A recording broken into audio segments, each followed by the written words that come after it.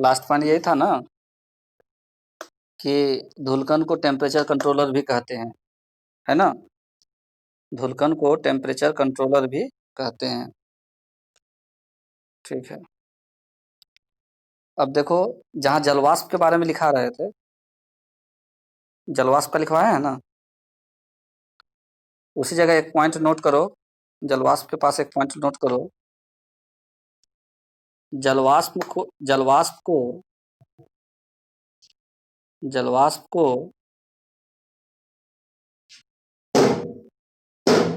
पृथ्वी का कंबल, जलवाष्प को पृथ्वी का कंबल, ब्लैंकेट ऑफ अर्थ,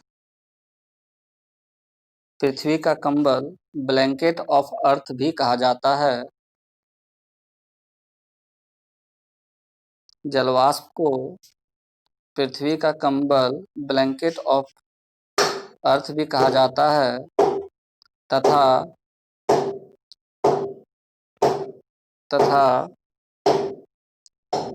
इसे भी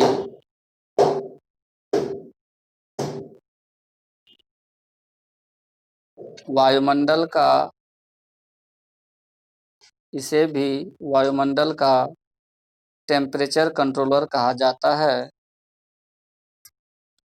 टेम्परेचर कंट्रोलर कहा जाता है क्योंकि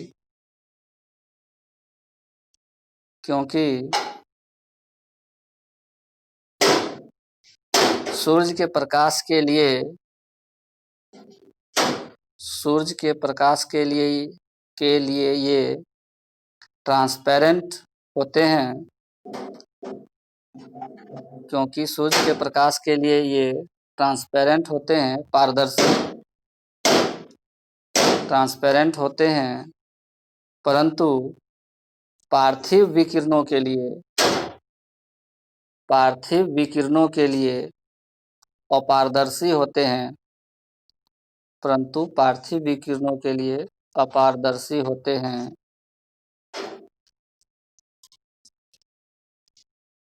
जलवाष्प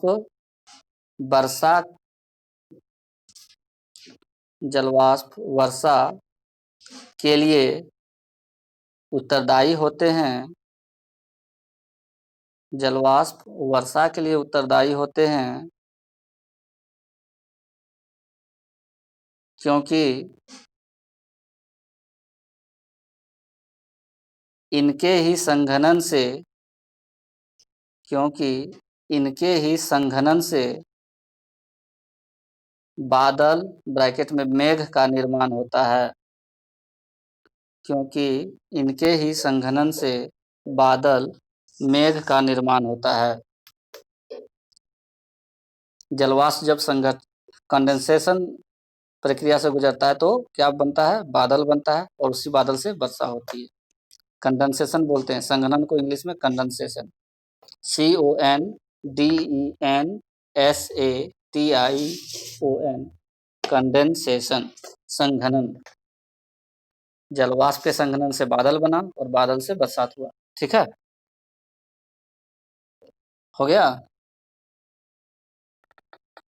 नेक्स्ट लिखो वायुमंडल की संरचना।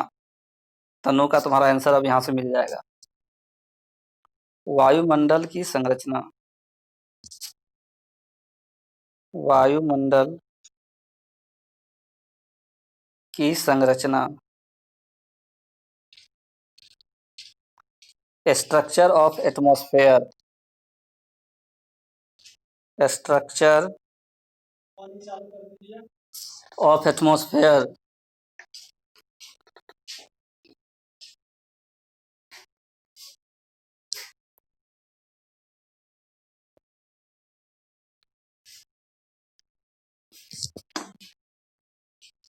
लिखो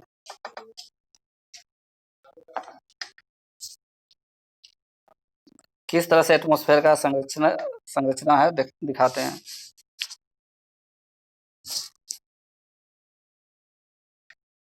ये धरती की परत है, ठीक है, ये धरती की परत है। इसको मुख्यतः 5 भागों में बांटा गया है। जो पहला भाग है इसको बोलते हैं क्षोभ मंडल, इसको बोलते हैं क्षोभ मंडल। इसी का दूसरा नाम है अधोमंडल। तो एक एक पॉइंट करके लिखते चलो। पहला लिखो क्षोभ मंडल या अधोमंडल। क्षोभ मंडल या अधोमंडल।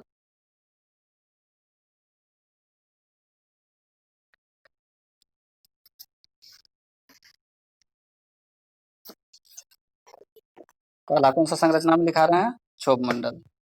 देखो, क्षोभ मंडल वायुमंडल की सबसे निचली परत होती है। क्षोभ मंडल वायुमंडल की सबसे निचली परत होती है, या है, कुछ भी लिख सकते हो। वायुमंडल की सबसे निचली परत है। ध्रुवीय क्षेत्रों में ध्रुवीय क्षेत्रों में ध्रुवीय क्षेत्रों में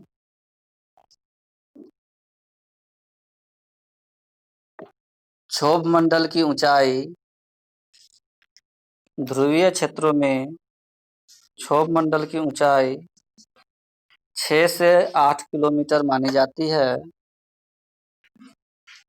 6 से 8 किलोमीटर मानी जाती है। जबकि जबकि विषुवतीय क्षेत्रों में विषुवतीय क्षेत्रों में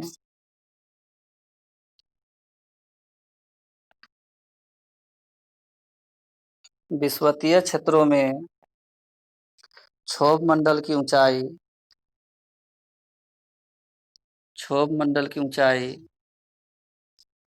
16 किलोमीटर मानी जाती है। क्षोभ मंडल की ऊंचाई 16 किलोमीटर मानी जाती है।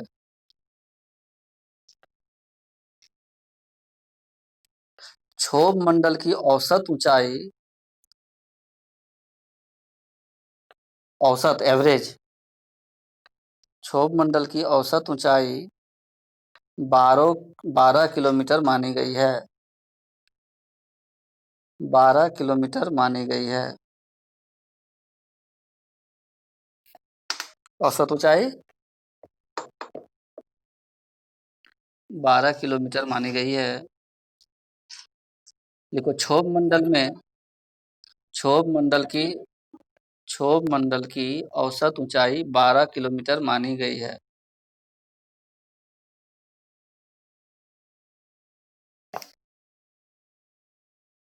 एवरेज जो हाइट है वो 12 किलोमीटर मानता है। अगर औसत ऊंचाई पूछे तो 12 किलोमीटर मानना है। ध्रुवीय ऊंचाई पूछे तो 6 से 8 किलोमीटर, और विषुवतीय क्षेत्र में पूछे तो 16 किलोमीटर। ठीक है, नेक्स्ट पॉइंट लिखो। क्षोभ मंडल में प्रत्येक 165 मीटर प्रत्येक 165 मीटर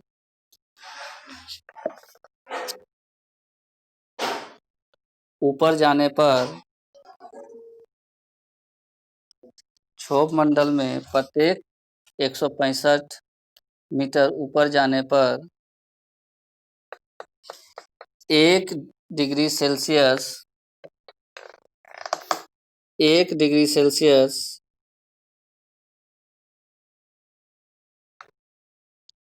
तापमान का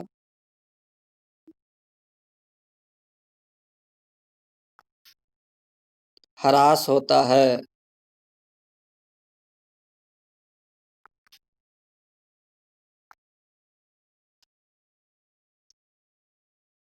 कितना?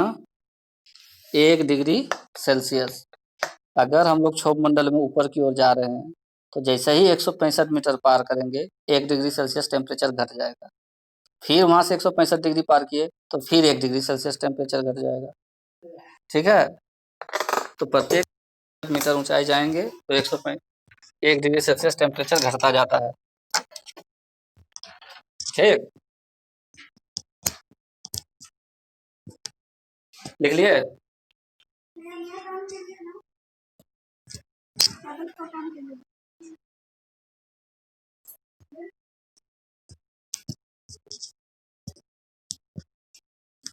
एक सेकंड रुकना।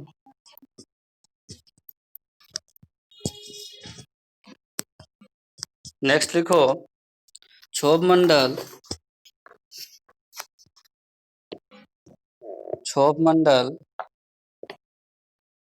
में समस्त मौसमी परिवर्तन, क्षोभ मंडल में समस्त मौसमी परिवर्तन या घटनाएं होती हैं। मौसमी परिवर्तन या घटनाएं होती हैं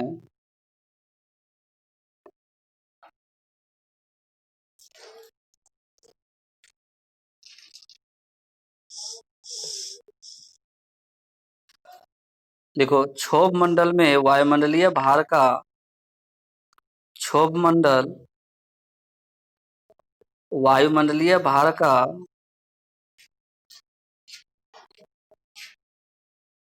75% होता है। क्षोभ मंडल वायुमंडलीय भार का 75% भार होता है। मतलब पूरा अगर 100 केजी का अगर पूरा वायुमंडल है तो 75 किलो जो वेट है वो सिर्फ और सिर्फ किसका है? क्षोभ मंडल का ही है। 75% जो वेट है वायुमंडल का वो इसी का है, क्षोभ मंडल का ही है। लिख लिए?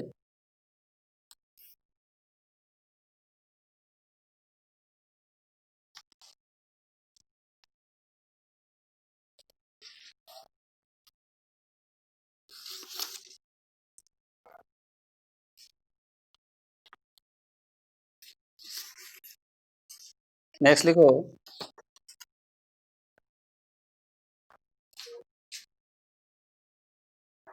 अच्छा अगर क्वेश्चन पूछे कि क्यों भारी है ये, क्या उत्तर होना चाहिए? तो मौसमी घटना से वजन तो नहीं बढ़ जाएगा, क्यों भारी होता है? लिखो। नहीं नहीं नहीं, नहीं। लिखो, क्षोभ मंडल में जलवाष्प क्षोभ मंडल में जलवाष्प धूलकण अधिक मात्रा में जलवाष्प धूलकण अधिक मात्रा में हैं तथा पृथ्वी का गुरुत्वाकर्षण भी तथा पृथ्वी का गुरुत्वाकर्षण भी क्षोभ मंडल में अधिक सक्रिय होता है तथा पृथ्वी का गुरुत्वाकर्षण भी क्षोभ मंडल में अधिक सक्रिय होता है, जिस कारण क्षोभ मंडल का भार सर्वाधिक है। जिस कारण क्षोभ मंडल का भार सर्वाधिक है।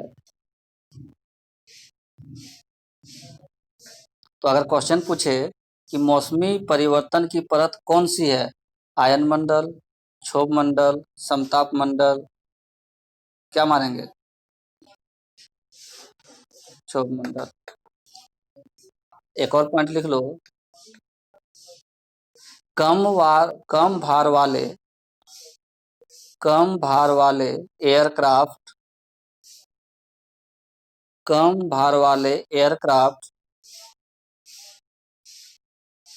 क्षोभ मंडल में संचालित होते हैं। कम भार वाले एयरक्राफ्ट क्षोभ मंडल में संचालित होते हैं। जैसे हवाई जहाज तो लाइट वेट नहीं होता है, जो हेलीकॉप्टर वगैरह जो होता है, हाँ, तो जो हल्की जो वेट की जो एयरक्राफ्ट्स हैं वो क्षोभ मंडल में चलती हैं। ठीक है, अगर एरोप्लेन का बात आएगा तो वो आगे चलेगा, इसमें नहीं चल पाएगा, इसमें मौसमी घटनाएं बहुत ज़्यादा होती है। हल्की जो एयरक्राफ्ट होती है ना, उसकी जो स्पीड है उतना ज़्यादा नहीं होता है जितना कि हवाई जहाज वगैरह का होता है। समझ गया? तो इसलिए वो क्षोभ मंडल में संचालित हल्की वाली ही हो सकती है। नेक्स्ट लिखो, स्ट्रेटोस्फेयर समताप मंडल। अच्छा, एक चीज और होता है यहाँ पे, एक चीज और होता है यहाँ पे। एक मिनट, समताप मंडल से पहले ये देख लो थोड़ा। पोल वाला जो बात बताए, ये हमारी पृथ्वी है, ठीक है। यहाँ नॉर्थ पोल, यहाँ साउथ पोल। थोड़ा तो समझा दे रहे हैं। हमने कहा कि जो पोलर एरिया है वहाँ इसकी ऊंचाई कम होती है, कितना, 6 से 8 किलोमीटर, 6 से 8 किलोमीटर। और दूसरा बात बताए कि जो विषुवत रेखीय क्षेत्र है, यहाँ इसकी ऊंचाई कितनी होती है, 16 किलोमीटर। कुछ इस तरह से।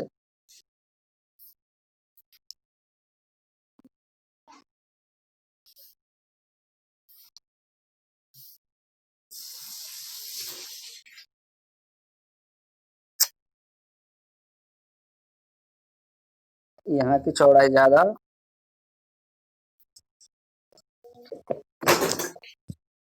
एक मिनट रुको,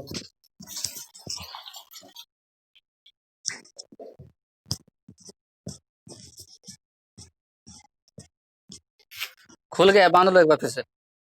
वहाँ खुल गया, वहाँ बंद कर दिया।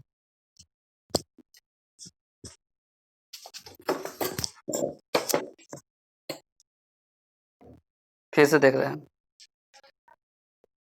ये इस तरह से है, ठीक है। पर हमने कहा कि जो पोलर एरिया है यहाँ ऊंचाई कम है, यहाँ भी ऊंचाई कम है, यहाँ ऊंचाई ज्यादा है, यहाँ ऊंचाई ज्यादा है। ऐसे ये जो डिस्टेंस है कितना है, 16 किलोमीटर का है, और ये जो डिस्टेंस है 6 से 8 किलोमीटर का है। तो क्यों होता है यहाँ पे 6 से 8 किलोमीटर तक ही पोलर वाले एरिया में, और यहाँ क्यों होता है इसे, इधर कम हो जाता है, ये डिस्टेंस ज्यादा हो जाता है, क्यों? कोई बताओ। लिखो, यहाँ पे एक कारण लिख लो, उसके बाद आगे चलेंगे। विषुवतीय रेखीय क्षेत्रों में, विषुवतीय रेखीय क्षेत्रों में क्षोभ मंडल की ऊंचाई, विषुवतीय रेखीय क्षेत्रों में क्षोभ मंडल की ऊंचाई अधिक होती है, क्योंकि क्योंकि यहाँ क्योंकि यहाँ वातावरण का तापमान अधिक होता है, क्योंकि यहाँ वातावरण का तापमान अधिक होता है, जिस कारण गैस का घनत्व कम होता है, जिस कारण गैस का घनत्व कम होता है। टेम्परेचर कितना है, ज्यादा है यहाँ पे, कहाँ, क्षोभ मंडल में। क्यों? क्योंकि सूर्य का जो प्रकाश जब विषुवत रेखीय क्षेत्रों में पड़ता है तो यहाँ का टेम्परेचर क्या होता है, बढ़ता है, ज्यादा रहता है। तो अगर टेम्परेचर ज्यादा रहेगा तो गैस गर्म होगा, गैस क्या होगा, गर्म होगा, नहीं होगा? और अगर गैस गर्म होगा तो ऊपर की ओर बढ़ता है, गैस गर्म होता है तो क्या होता है, ऊपर की ओर बढ़ता है, हल्का हो जाता है। हल्की होने के कारण क्या होता है, गैस ऊपर की ओर जाता है। तो यहाँ टेम्परेचर ज्यादा है तो गैस का घनत्व कम है, टेम्परेचर ज्यादा है तो गैस का घनत्व क्या है, बोलो, कम है। और अगर गैस का घनत्व कम है तो गैस धीरे धीरे क्या होता है, ऊपर बढ़ता है। गैस क्या होता है, धीरे धीरे ऊपर बढ़ता है, ऊपर प्रसरित हो जाता है। इसलिए इसकी जो ऊंचाई है 16 किलोमीटर मानी जाती है। लेकिन अगर पोल का बात करें, यहाँ समझ लो फिर लिखवा देंगे स्टेटमेंट। अगर ध्रुवीय क्षेत्र में बात करें तो ध्रुवीय क्षेत्र का वातावरण कैसा है, ठंडा प्रदेश है ये, ध्रुवीय जगह ठंडा है, और जहाँ ठंडा है वहाँ गैस सब ठंडा होगा। और जो ठंडा है तो इसमें इस जलवाष्प के ठंडा होने के कारण क्या होता है, सॉरी, क्या बोलते हैं, गैसों का ठंडा होने के कारण क्या हो गया, वो भारी हो गया। क्योंकि उसमें जलवाष्प का मात्रा हो जाता है, तो वो भारी हो गया। और जो भारी होता है वो क्या होता है, ज़्यादा ऊंचाई तक नहीं जा सकता, जा सकेगा? तो ज़्यादा ऊंचाई तक नहीं जा सकेगा, गैस का घनत्व तो अधिक होता है, इसलिए यहाँ की ऊंचाई 6 से 8 किलोमीटर मानी जाती है। तो क्या लिखे लास्ट वाला पॉइंट?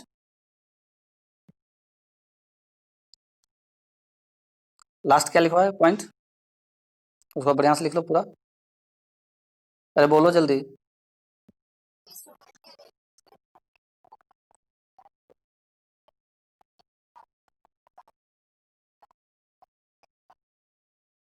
और ये हल्की होने के कारण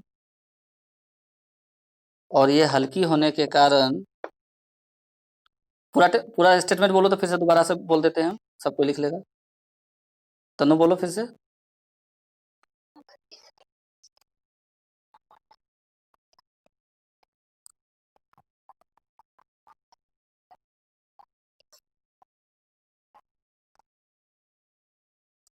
ये हल्की होने के कारण ऊपर प्रसरित होती हैं, फैलती हैं।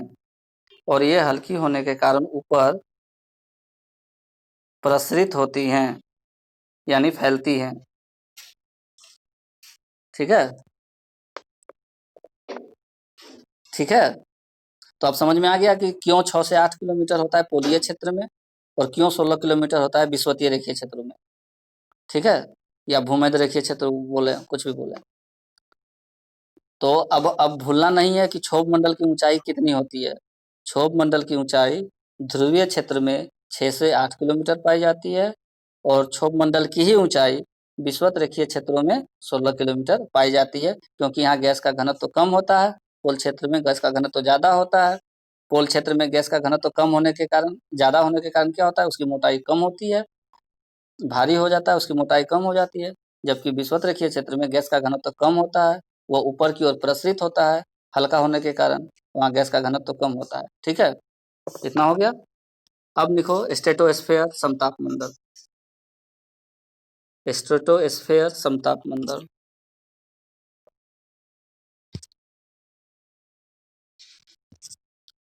स्ट्रेटोस्फेयर समताप मंडल। लिखो समताप मंडल। समताप मंडल क्षोभ सीमा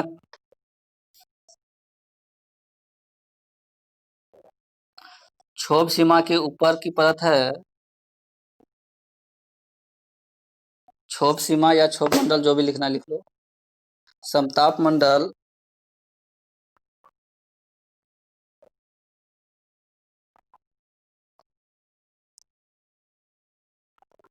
सबको म्यूट करने दो, तो हल्ला हो रहा है बहुत। क्षोभ मंडल समताप मंडल के ऊपर की परत है, जिसकी ऊंचाई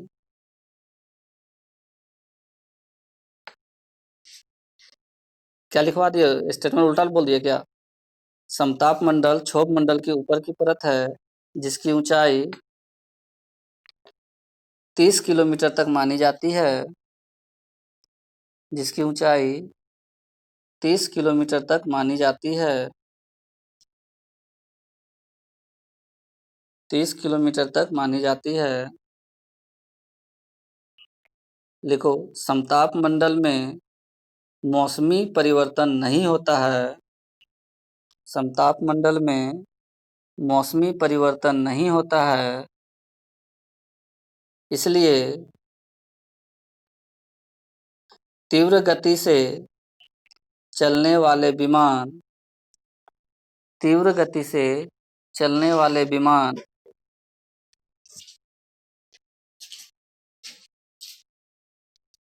इसी मंडल पर इसी मंडल पर उड़ते हैं या चलते हैं, जो भी लिखना है।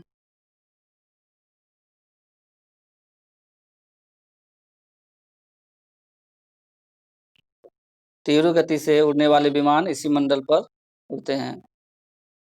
ठीक है, समताप मंडल को समताप मंडल को उसकी तापीय स्थिरता के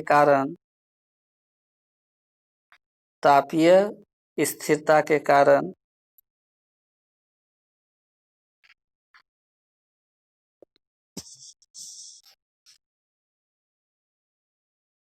ही समताप मंडल कहा जाता है। तापीय स्थिरता के कारण ही समताप मंडल कहा जाता है।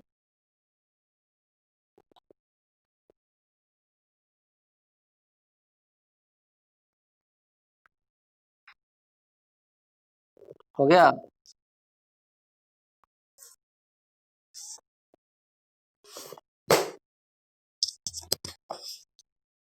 नेक्स्ट लिखो,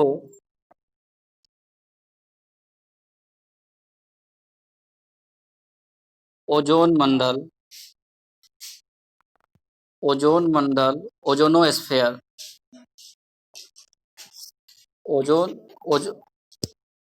ओजोन मंडल, इसके बारे में अधिकांश बात कर चुके हैं, सिर्फ यहाँ लिख लेना है। ओजोन मंडल, ओजोनोस्फेयर बता ही चुके हैं क्या क्या होता है यहाँ पे। ओजोनोस्फेयर,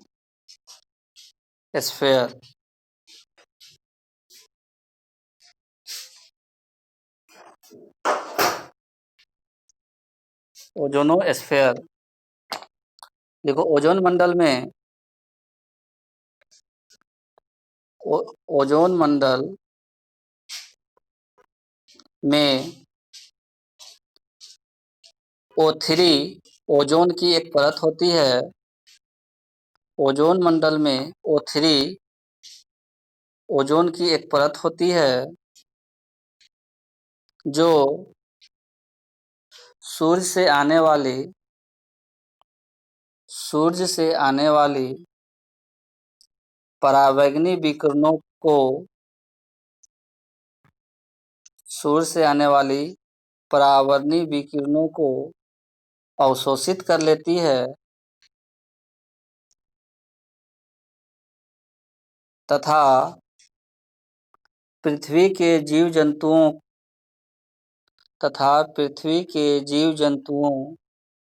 को त्वचा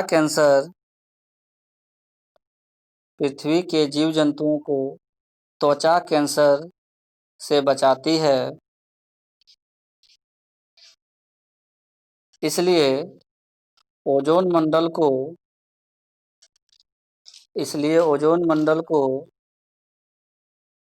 जीव जंतुओं का सुरक्षा कवच भी कहा जाता है। इसलिए ओजोन मंडल को जीव जंतुओं का सुरक्षा कवच भी कहा जाता है। ठीक है, सबसे इंपॉर्टेंट पॉइंट लिखो। ओजोन परत की मोटाई 2 से 3 मिलीमीटर मानी जाती है। कितना मिलीमीटर? 2 से 3 मिलीमीटर। और उससे भी ज्यादा इंपॉर्टेंट पॉइंट, ओजोन परत की मोटाई डॉब्सन में मापी जाती है। ओजोन परत की मोटाई मिलीमीटर होती है। ओजोन परत की मोटाई 2 से 3 मिलीमीटर होती है। और अगला पॉइंट लिखो, ओजोन परत की मोटाई डॉब्सन में मापी जाती है। ओजोन परत की मोटाई डॉब्सन में मापी जाती है। ओजोन परत की मोटाई डॉब्सन में मापी जाती है। और लिखो 100 Dobson equals to 1 millimeter. 100 Dobson equals to 1 millimeter. 100 Dobson बराबर 1 मिलीमीटर। तो कितना मोटाई माने हैं? 2 से 3 मिलीमीटर। तो जिस जगह 2 मिलीमीटर है यानी 200 डॉप्सन होगा, और जहाँ 3 मिलीमीटर मोटाई है वहाँ 300 डॉप्सन होगा। ठीक है, तो डॉप्सन शब्द याद रखना किसके लिए है? ओजोन परत की मोटाई मापने के लिए। डॉप्सन शब्द किसके लिए यूज करते हैं? ओजोन परत की मोटाई मापने के लिए। समझ गए? आज क्लास यहीं करते हैं। डॉप्सन ओजोन परत की मोटाई मापने के लिए। कल क्लास होगा ज्योग्राफी का, और ये शाम में क्लास होगा आज उसका, झारखंड का। ठीक ना? 3 बजे बायोलॉजी भी, 3 बजे और 5 बजे क्लास होगा।